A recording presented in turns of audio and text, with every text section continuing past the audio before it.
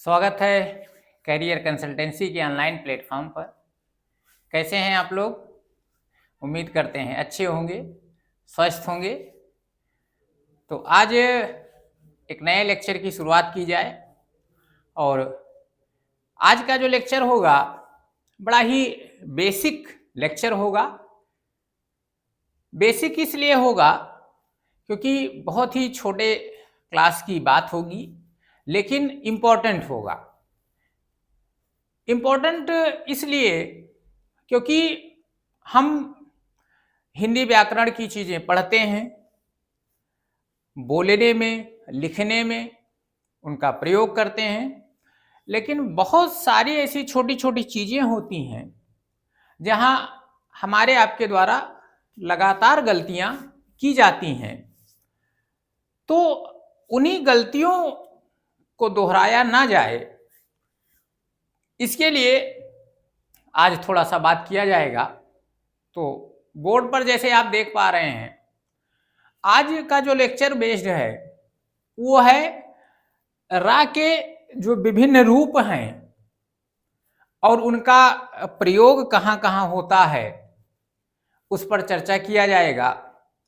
रा के साथ जो स्वर की मात्राओं का कैसे प्रयोग होता है इस पर बात करेंगे। रा का पदेन रूप क्या होता है, रा का रेफ रूप क्या होता है, रा संयुक्त व्यंजन के रूप में कैसे प्रयोग में लाया जाता है, तो इस पर ढेर सारी चर्चा आज करेंगे। तो चलिए लेक्चर की शुरुआत करते हैं और इस बात पर बारीकी से अध्ययन किया जाए कि आखिर रा का प्रयोग कैसे कैसे किन किन रूपों में किया जाता है। तो लेक्चर की शुरुआत की जाए तो यहाँ देखा गया रा के विभिन्न रूप, अर्थात रा किन किन रूपों में प्रयोग होता है हिंदी व्याकरण में। तो रा का एक तो प्रयोग सामान्य रूप में होता है।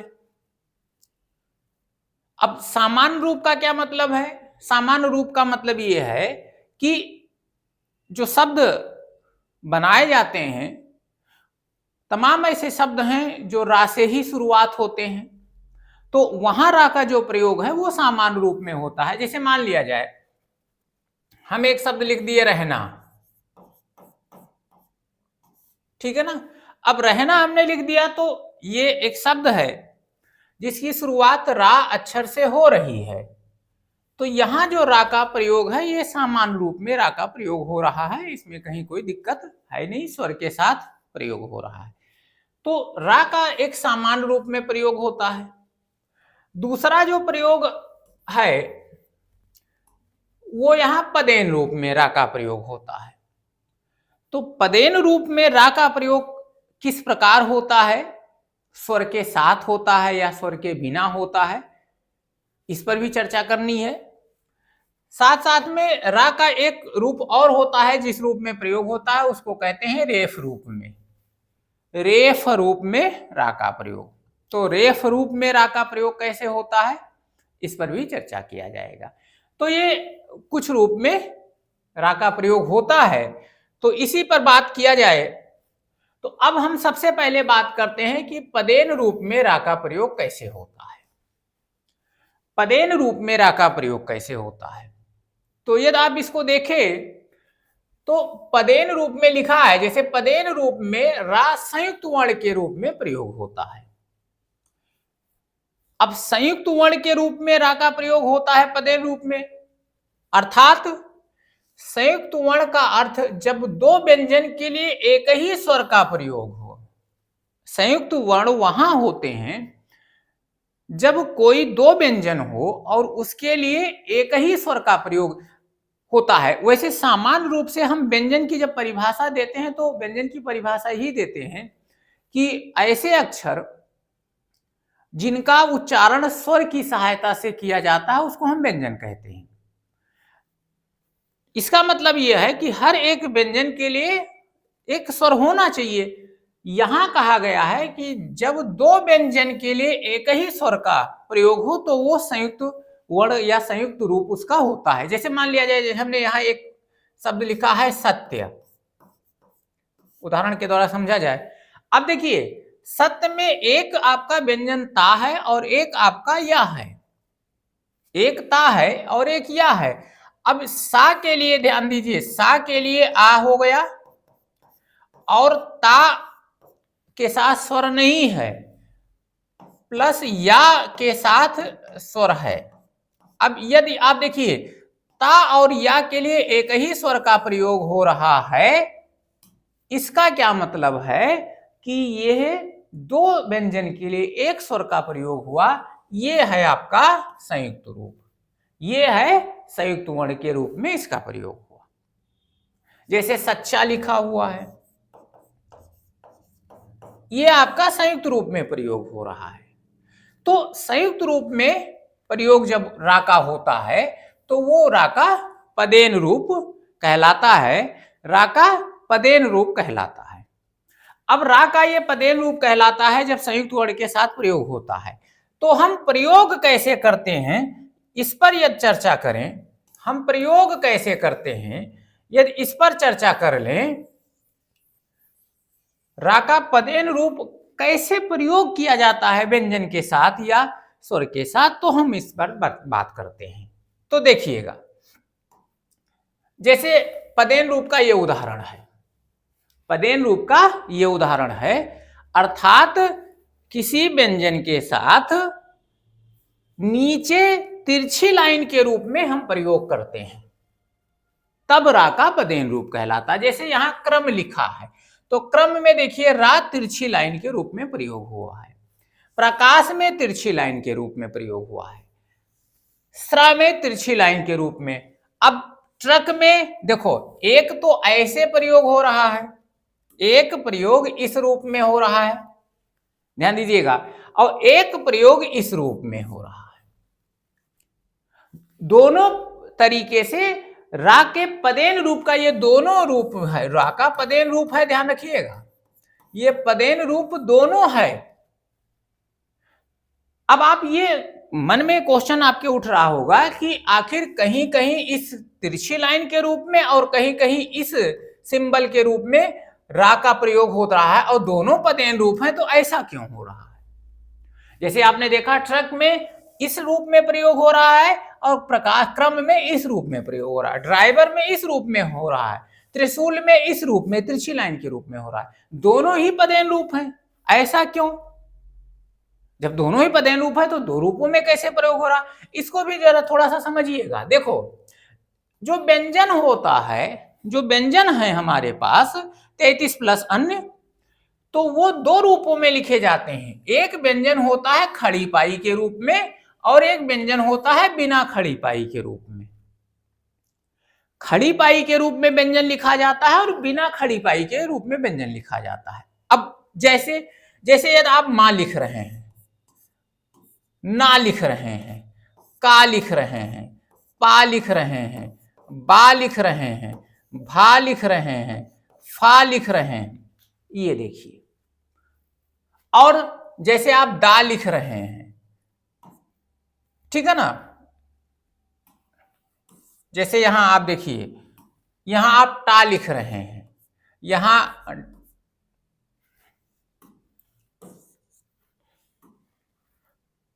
डा लिख रहे हैं, ठा लिख रहे हैं, ढा लिख रहे हैं, तो इस तरीके से और ये इस तरीके से।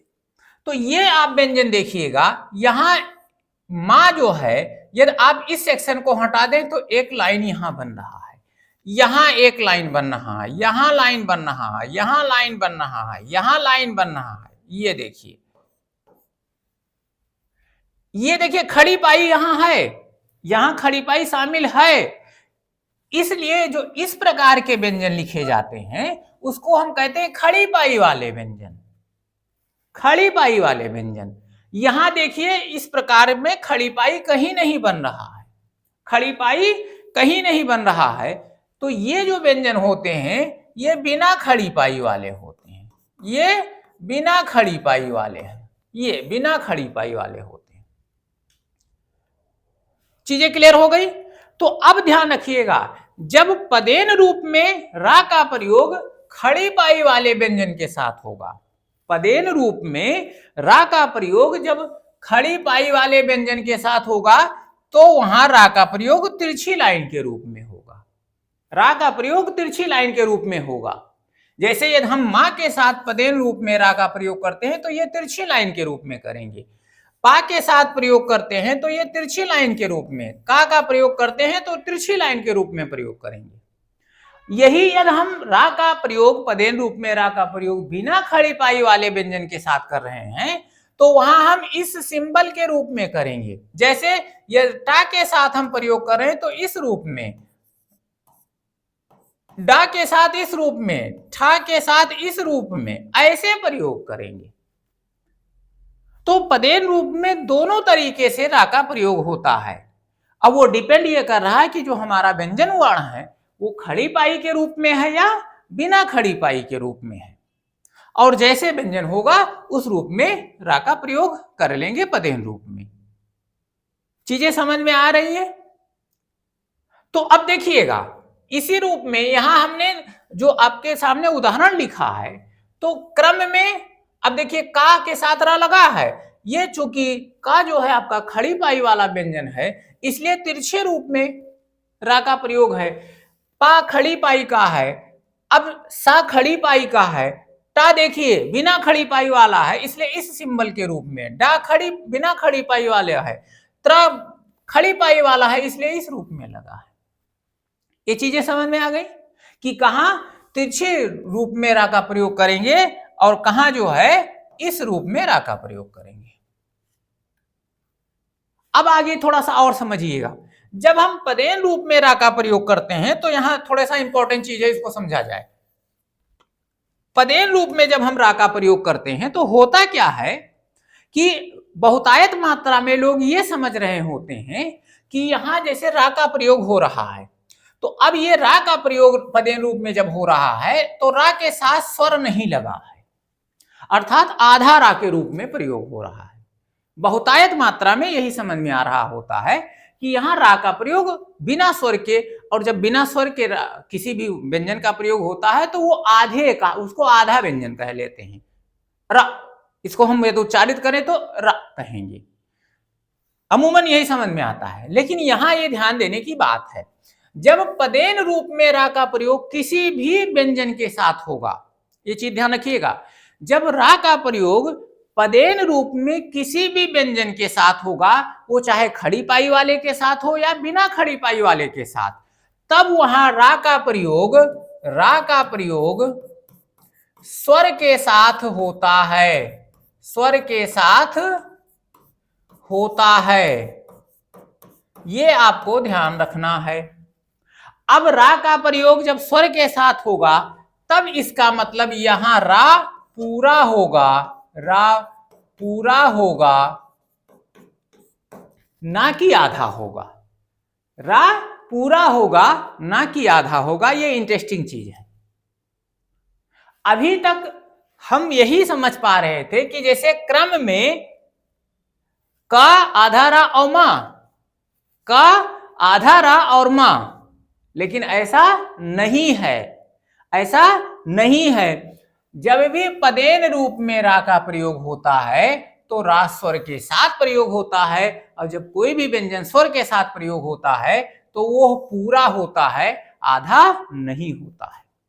तो अब यहां रा पूरा हो गया, और का कैसा है? देखने में तो लग रहा है का भी पूरा है। तो यदि हम इसका विच्छेद, वर्ण विच्छेद करें तो समझ में आ जाएगा। ध्यान दीजिएगा, यदि वर्ण विच्छेद करें तो क्या इसका जो वर्ण विच्छेद है, ध्यान से समझिएगा, क्या इसका जो वर्ण विच्छेद है वो का, रा और मां ऐसे लिखा है तब तो ये कर्म हो गया, और ये क्या ऐसे लिखा है, रा पहले लिखा है तो ये रकम हो गया, और क्या ये ऐसे लिखा है का आधा रा और मां, चूंकि अभी हमने बताया कि पदेन रूप में रा पूरे में होता है तो यहां तो आधा हो गया, यह हो ही नहीं सकता, तो ये तो कर्म हो गया। तो इसका वर्ण विच्छेद कैसे किया जाए? तो अब ये भी चीज ध्यान रखिएगा कि ये गलत है, तो इसका सही रूप क्या होगा, इसको समझा जाए। तो ध्यान दीजिएगा कि जब पदेन रूप में रा का प्रयोग होता है पदेन रूप में, ध्यान दीजिए यहां, पदेन रूप में रा का प्रयोग होने पर जिस व्यंजन के साथ रा जुड़ता है वह व्यंजन बिना स्वर के होता है, बिना स्वर के होता है, अर्थात वह व्यंजन आधा होता है, वह व्यंजन आधा होता है, रा पूरा होता है, जिस व्यंजन के साथ रा जुड़ता है वह व्यंजन आधा होता है, ये सही चीज है। ठीक है ना। पदेन रूप में रा का प्रयोग होने पर जिस व्यंजन के साथ रा जुड़ता है वह व्यंजन बिना स्वर के होगा तो आधा होगा, अर्थात वह व्यंजन आधा होता है। रा पूरा होता है, वह व्यंजन आधा होता है। आई चीजें समझ में। अब इस आधार पर यदि हम इसका वर्ण विच्छेद करें तो देखा जाए कैसे होगा। स्क्रीनशॉट ले लीजिए इसका।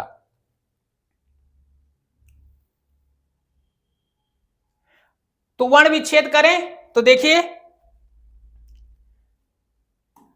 जब वर्ण विच्छेद इसका करते हैं तो देखिए, अब यदि हम क्रम का वर्ण विच्छेद करते हैं तो होगा क्या, ये ऐसे लिखा है, आधा का रा और मा क्रम। तो यदि इसको पूरे तरीके से तोड़े तो का प्लस रा प्लस आ प्लस मा प्लस आ, ये इसका वर्ण विच्छेद हो गया। यदि प्रकाश का वर्ण विच्छेद करें तो पा आधा हो गया, प्लस रा प्लस इसके साथ स्वर है, प्लस का प्लस आ प्लस सा प्लस आ, ये इसका वर्ण विच्छेद हो गया। उसके बाद में श्रमिक का, अब यहां देखिए, ये सा है, संयुक्त व्यंजन है, ये संयुक्त व्यंजन है, तो ये बना कैसे होता है, संयुक्त व्यंजन का जो निर्माण होता है वो सा और रा से होता है। जब सा के साथ पदेन रूप में रा जुड़ता है, जब सा के साथ पदेन रूप में, तालब्य सा के साथ पदेन रूप में रा जुड़ जाएगा तो ये सा और रा मिलकर क्या हो जाएंगे, स्रा हो जाएंगे, ये स्रा हो जाते हैं। तो इसका जब वर्ण विच्छेद करेंगे तो ये होगा क्या, सा प्लस रा आ, उसके बाद में मा ई का और आ हो जाएगा। ऐसे ट्रक का तो टा रा आ का और आ, ये इसका वर्ण विच्छेद हो गया। ड्राइवर का क्या होगा, डा, उसके बाद में रा आ वा आ रा और आ, ये हो गया ड्राइवर का।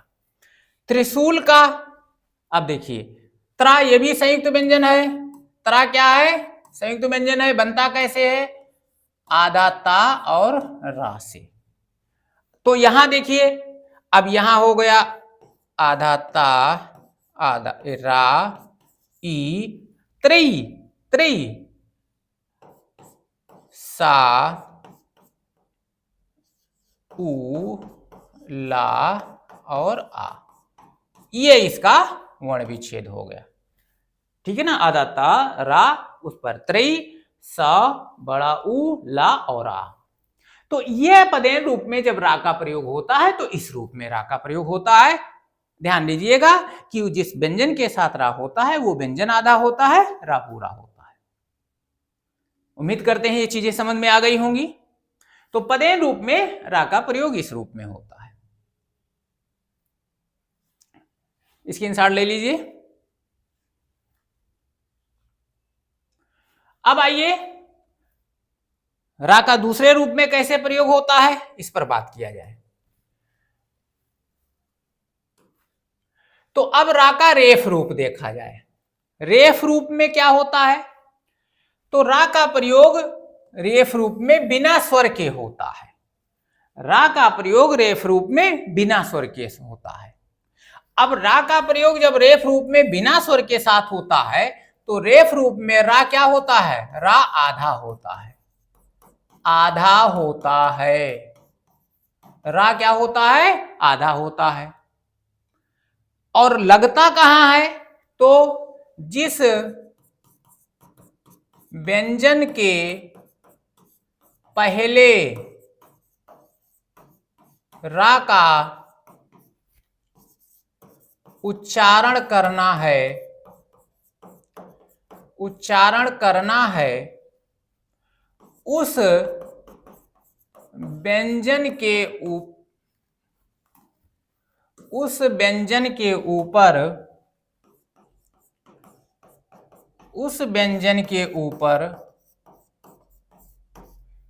अब सिंबल कैसे है? उस व्यंजन के ऊपर रूप में प्रयोग होता है।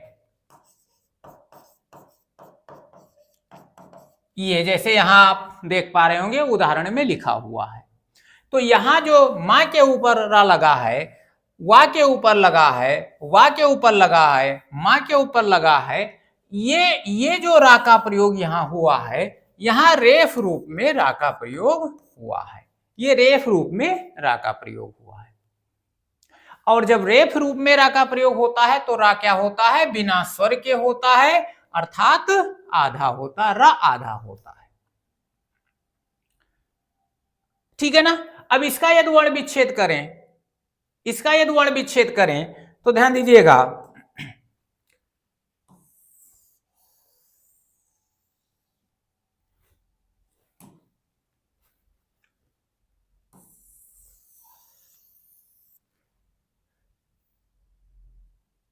देखिएगा इसका वर्ण विच्छेद किया जाए तो क्या होगा?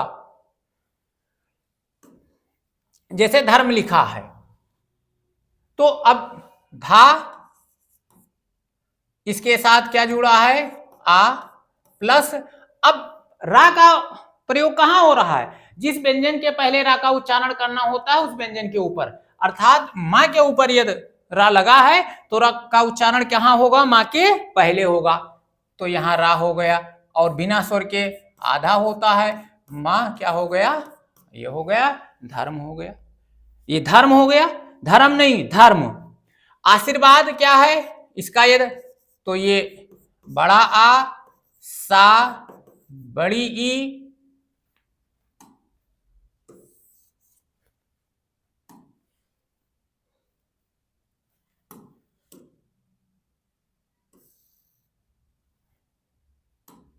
देखिएगा बड़ा आ सा बड़ी ई। अब देखिए फिर रा, फिर वा, बड़ा आ, फिर दा, और यदि इसको हम हटा दें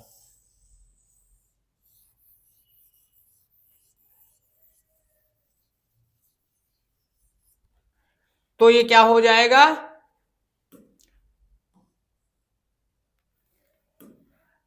दा और आ, ये हो गया आशीर्वाद। आशीर्वाद, ठीक है ना? गलतियां लोग करते हैं, रा का प्रयोग सा के साथ लगा देते हैं। तो जहां सा लगे रा लगेगा उसका उच्चारण उसके पहले हो जाएगा। तो ध्यान रखिएगा, यदि ऐसे आप कहीं लिख देते हैं, ऐसे लिख देते हैं तो ये गलत हो गया, क्योंकि तब ये बनेगा आ रा आशीर्वाद हो जाएगा, ना कि आशीर्वाद हो जाएगा। ये हो जाएगा आशीर्वाद, ये गलत है। रा हमेशा आशीर्वाद में वा के ऊपर लगता है। ऐसे पर्वत है तो ये इसका पा, आ, रा, वा, आ, ता और आ, ये पर्वत हो गया। अब यहां देखिए पुनर्स्मरण है, थोड़ा सा समझा जाए। पा, उ, ना, आ। अब देखिए सा कहां, यहां मां कहां लगा है, रा के ऊपर, तो क्या ये ऐसे इसका वर्ण विच्छेद होगा, आधा सा, उसके बाद में आधा रा, फिर मां, फिर आ, फिर रा, फिर आ, फिर रा और आ। क्या ऐसे इसका वर्ण विच्छेद होगा? तो पू ना, उसके बाद में ये आ होगा। देखो पू ना, अब शायद पहले हो जाएगा, तो पुनस्मरण, पुनस्मरण तो है नहीं, पुनर्स्मरण है। तो यहां आपको ध्यान देने की जरूरत क्या है, यहां ऐसे शब्दों में ध्यान देने की जरूरत है कि यद, यद मैंने ये जानबूझकर लिया है, यद रा का उच्चारण जिस व्यंजन के पहले होता है, रेफ रूप में रा का उच्चारण जिस व्यंजन के पहले होता है, उस व्यंजन के ऊपर हम लगाते हैं, ये नियम है। लेकिन जिस व्यंजन के पहले रा का उच्चारण होना है, यदि वह व्यंजन आधा स्वरूप में है, बिना स्वर के है, तब रेफ रूप में रा का प्रयोग उस व्यंजन पर ना करके उसके अगले व्यंजन पर करेंगे, लेकिन उच्चारण उस आधा व्यंजन के पहले करेंगे, ये ध्यान रखना है। तो इसका जो विच्छेद होगा, पा प्लस उ प्लस ना प्लस आ, यहां तक कोई दिक्कत नहीं, प्लस रा प्लस सा, पुनर अस प्लस मा प्लस आ प्लस रा प्लस आ प्लस रा प्लस आ। अब ये होगा पुनर्स्मरण, ये सही रूप में होगा। तो यहां चूंकि आधा सा है, हम इस पर रा नहीं लगा सकते हैं, ध्यान दीजिएगा, ऐसे हम नहीं लिख सकते, ये गलत है, हम ऐसे नहीं लिख सकते, ये गलत है। क्यों? क्योंकि आधे व्यंजन के साथ हम रेफ रूप में रा का प्रयोग नहीं कर सकते हैं, ये आपको ध्यान रखना है। तो रेफ रूप में रा का प्रयोग इस तरीके से हो जाता है। इसका भी स्क्रीनशॉट ले लीजिए।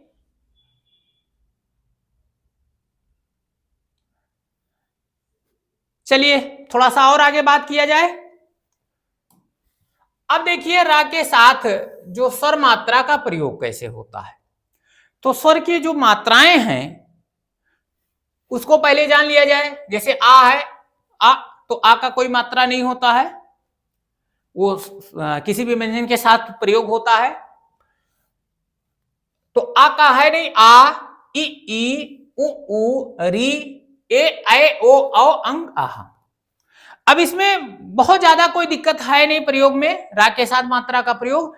दो जगहों पर दिक्कत होती है कि रा के साथ उ मात्रा का और उ मात्रा का प्रयोग कैसे किया जाता है, तो यह भी ध्यान दिया जाए।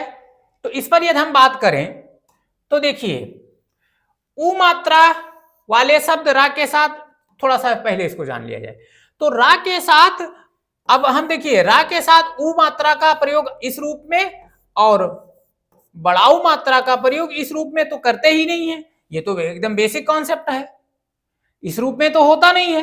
बाकी और मात्राओं का प्रयोग तो होता ही है, जैसे रा का साथ ये इस तरीके से हो गया, री इस तरीके से हो गया, इस तरीके से हो गया, ऐसे हो गया, रे ऐसे हो गया, ऐसे हो गया। तो इसमें तो कोई दिक्कत है ही नहीं। दिक्कत थोड़ी सी कहां है,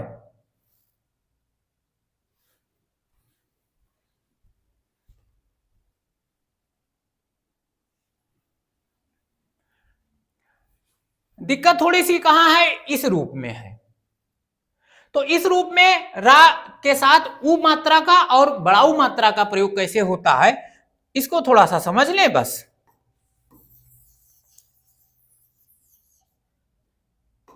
तो रा के साथ जब उ मात्रा का प्रयोग होगा, उ मात्रा का, तो ध्यान दीजिएगा कैसे होगा।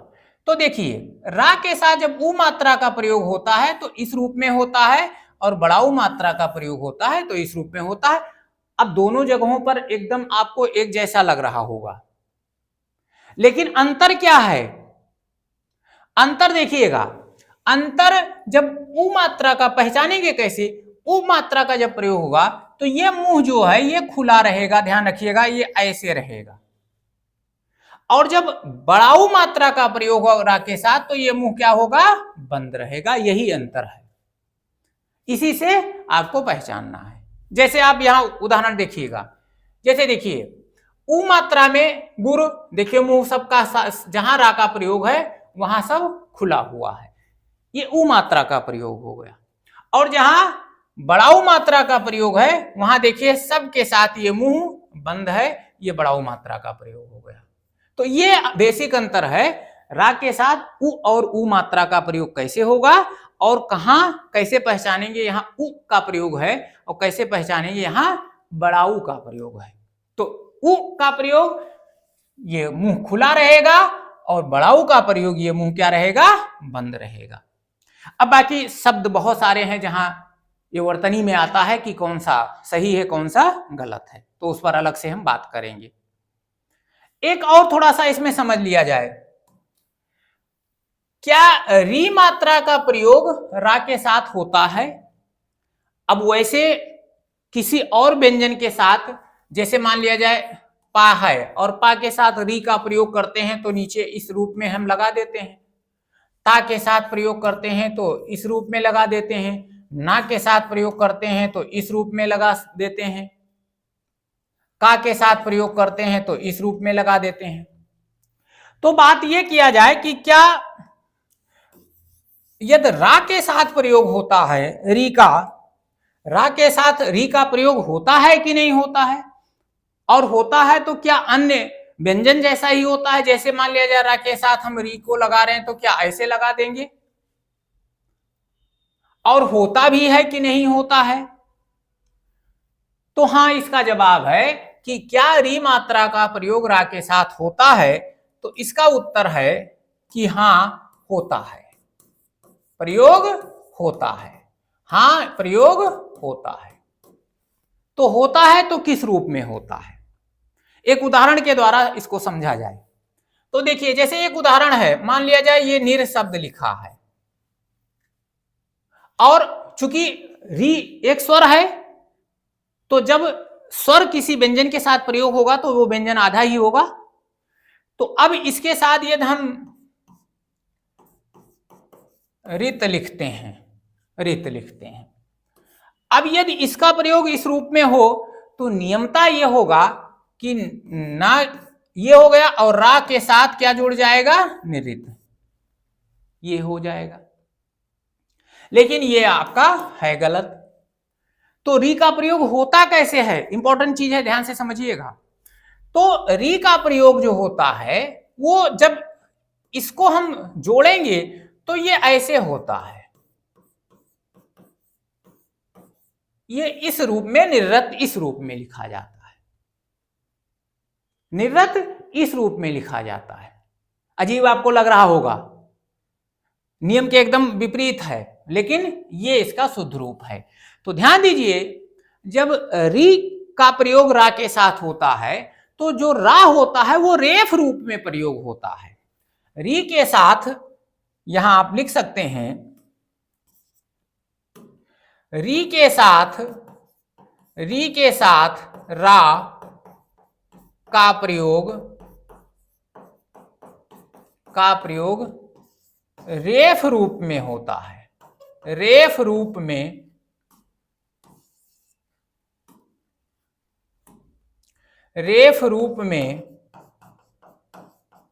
होता है। अर्थात जब रा के साथ री लगेगा तो रा